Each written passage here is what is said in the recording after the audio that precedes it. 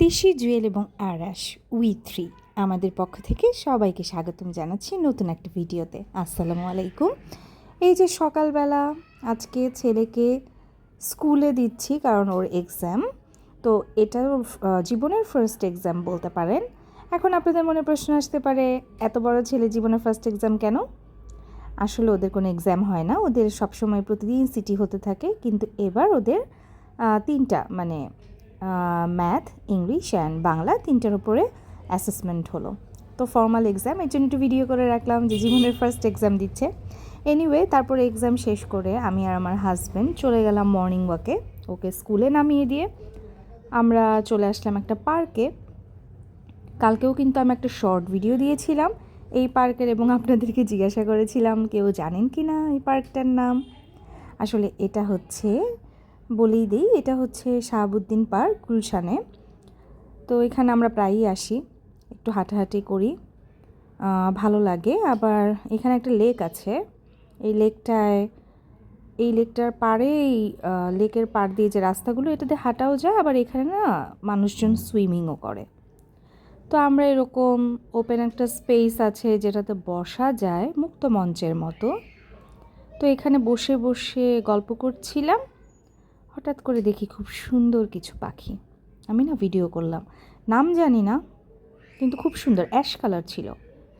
পরে বাসায় এসে ছেলের পছন্দের চাইনিজ খাবার রাঁধতে শুরু করলাম। ও বায়না ধরেছে ও চাইনিজই খাবে। আমার ছেলে প্রায়ই এগুলা বায়না ধরে, সে রোস্ট খাবে, সে চাইনিজ খাবে। তো আমি সব দিন দেই না, কিন্তু মাঝে মাঝে ওর ইচ্ছাগুলাকে আমি খুব প্রাধান্য দেওয়ার চেষ্টা করি। আজকে বানাচ্ছিলাম যে স্কুল থেকে এসে যখন দেখবে যে চাইনিজ রান্না হয়েছে, ও সারপ্রাইজড হয়ে যাবে। তো আমার বাসায় কিন্তু কোনো হেল্পিং হ্যান্ড নেই, আমি আগেও বলেছি। আমি সব নিজে নিজে করছি এবং নিজে নিজেই করি। এখানে আমি ভেজিটেবলের জন্য অনেকগুলো ভেজিটেবল কেটে রেখেছি, আর নতুন পেঁয়াজ উঠেছে, পেঁয়াজ পাতাসহ, ওগুলো একটু কিনে নিয়ে এসেছিলাম, এগুলো আমার নাস্তার কাজে লাগে। এখানে একটু চিকেন মাখিয়ে নিচ্ছি, তারপরেই তো শুরু হয়ে গেল রান্না বান্না। এই রেসিপিগুলো পাবেন আপনারা যদি চান, তাহলে আমার আরেকটা চ্যানেল আছে, কুকিং অ্যাডভেঞ্চার বাই তাহা, ওটাতে চাইলে আপনারা এই রেসিপিগুলো দেখতে পারেন। তো এই চ্যানেলটা মূলত আমার রান্নাবান্না শেয়ারের জন্য না, আমার লাইফস্টাইল বা আমি ডেইলি কী করছি এটার জন্য।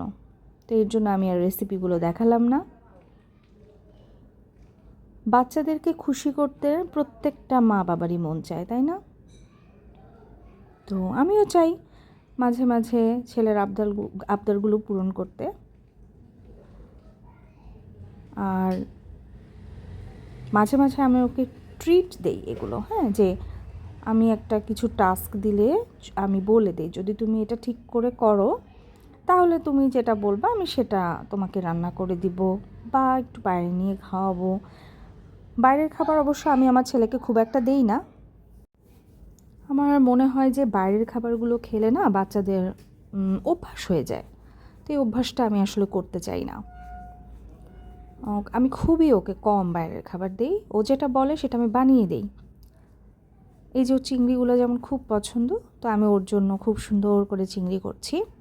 এটা কিন্তু খেতে দারুণ হয়েছিল। আর যেটা বলছিলাম যে বাইরের খাবার, বাচ্চাদের না বাইরের খাবার দিলে আমার কাছে মনে হয় এটা আনহাইজেনিক হতে পারে, খাবারের কোয়ালিটিটা খারাপ হতে পারে, সব মিলিয়ে ভরসা করতে পারি না আর কি, এটাই। আপনারা যাদের বাচ্চা টাচ্চা আছে তারা কি বাইরের খাবার বাচ্চাদেরকে দেন? যেমন আমি তো এতদিন তাও আমার ছেলেকে ঠিকঠাক মতো আটকে রাখতে বা বুঝাতে পেরেছি যে বাইরের খাবার খেও না, বাট ইদানিং সে স্কুলে যেয়ে ফ্রেন্ডের থেকে শুনে, ফ্রেন্ডরা তো এগুলো ডিসকাস করে, যে মানে এসে বলে যে আমাকে তুমি সব সময় বাসায় বানানো টিফিন দাও, বাট আমার ফ্রেন্ডরা তো কিনে খায় ক্যান্টিন থেকে। তো মাঝে মাঝে দেই ওকে, মাঝে মাঝে একটু টাকা দেই যে যাও তুমি ক্যান্টিন থেকে এটা খেও। বাট আমি এর আগে একদিন দেখেছি যে বুঝতে পেরেছিলাম যে আমি যে টাকা দিয়েছি ওটাতে ও যেটা খাবে বলেছে সেটা না খেয়ে সে আইসক্রিম খেয়েছে। ওর ওই সময় ঠান্ডা ছিল, তো এর জন্য না আমি আরও ভরসা পাই না যে বাচ্চারা মানে কী রেখে কী করবে, ছোট তো বুঝে না।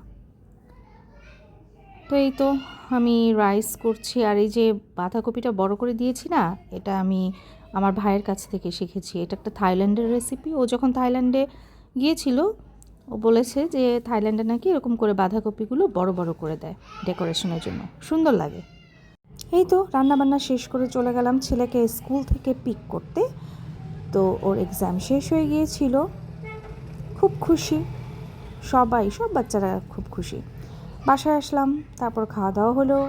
বিকালে চলে গেলাম নাস্তা বানাতে।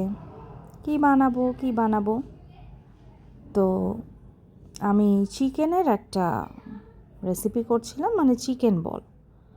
তো আমার ছেলে আবার চিকেন বল খুব পছন্দ করে, তো ভাবলাম যে ওর জন্য একটু করি। কিন্তু সত্যি কথা বলতে কি জানেন, আফসোস, আমার ছেলে কেনা চিকেন বলটাই খাবে, সে বানানো চিকেন বল খাবে না, তার ভাল লাগে না। তো এই যে চিকেন বলগুলো আমি প্রিপেয়ার করে নিচ্ছিলাম, এবং এগুলো কিন্তু লাস্টে সব আমিই খেয়েছি, মানে আমি আর আমার হাজব্যান্ড। আমার ছেলেটা খায়নি। এই যে এখানে দেখতে পাচ্ছেন কীভাবে আমি প্রিপেয়ার করেছিলাম, সেটা আমি আসলে পরে অ্যাড করে দিয়েছি। তো এই যে চিকেন বলগুলো রেডি।